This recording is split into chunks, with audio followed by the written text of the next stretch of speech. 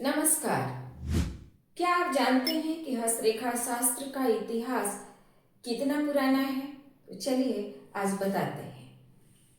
हस्तरेखा शास्त्र उतना ही पुराना है जितना पुराना ज्योतिष है।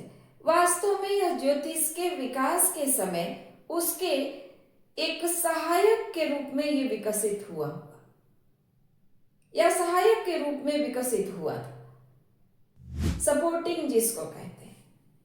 उस समय इसको अंगलक्षण शास्त्र के नाम से जाना जाता है। धीरे धीरे यह अंगलक्षण शास्त्र सिर्फ हाथों तक सिमट के रह गया। मेरा ऐसा मानना है कि चूंकि हाथ समस्त शारीरिक गतिविधियों का मुख्य केंद्र बिंदु है, सारे कर्म इसी से किए जाते हैं, इसीलिए हो सकता है कि इनको ऊर्जा का केंद्र मानकर हस्तरेखा शास्त्र तक यह सिमट के रह गया। अब ज्योतिष कितना पुराना है? ज्योतिष के इतिहास को समझने के लिए हमें पूरे कालखंड को 5 भागों में विभाजित करना होगा। प्रागैतिहासिक काल यानी 3000 वर्ष ईसा पूर्व। उस समय की कोई लिखित चीजें नहीं मिलती, लेकिन जब वह समाप्त हो रहा था उस समय जो हड़प्पा संस्कृति के अवशेष, उनकी लिपियां, उनके चित्र हमें मिलते हैं। उसके बाद वैदिक काल का आरंभ हुआ। तो जैसा कि हम सभी जानते हैं कि कोई भी सभ्यता जब परिवर्तित होती है तो अपनी पूर्ववर्ती सभ्यता का कुछ चीज ले लेती है, यानी कुछ चीज अचानक से कुछ नया नहीं बनता, वही चीजें मॉडिफाइड होकर के अगली सभ्यता में चली जाती हैं।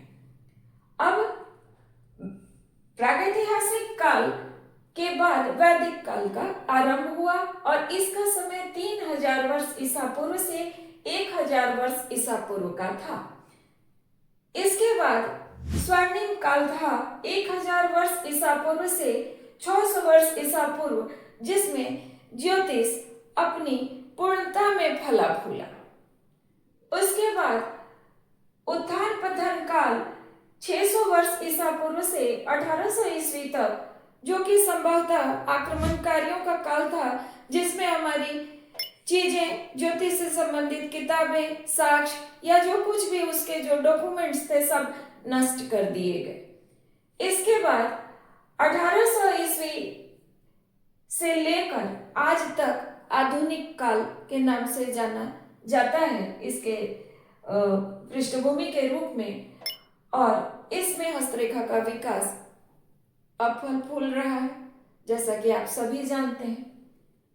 अब थोड़ी सी बातें करते हैं वैदिक काल में, जहां से हमारा हस्तरेखा शास्त्र स्वतंत्र रूप में विकसित हुआ।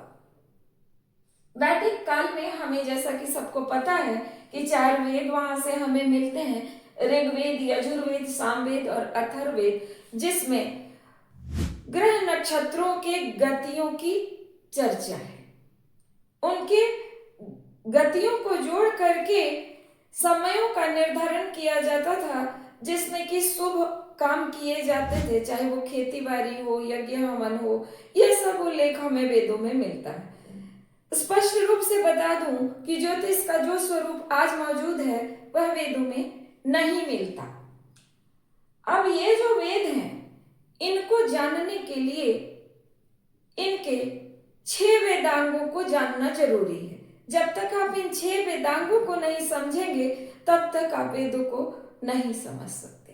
तो ये 6 वेदांग कौन कौन से हैं? ये हैं शिक्षा, कल्प, निरुक्त, व्याकरण, छंद और ज्योतिष। इस पर डिटेल बातचीत कभी फिर करेंगे। अभी ज्योतिष की बात करते हैं। वेदों में ज्योतिष को नेत्र कहा गया है। नेत्र का मतलब आप सभी जानते हैं कि इसी नेत्र से आप सारी सृष्टि को देख रहे हैं। यानी उस समय यह एक ऐसा अंग था जिससे भूत, भविष्य, वर्तमान, शायद सब कुछ देखा जाता रहा होगा। उसी के सहायक अंग के रूप में विकसित हुआ शारीरिक लक्षण शास्त्र, जो बाद में सिमट कर हस्तरेखा शास्त्र तक रह गया और जो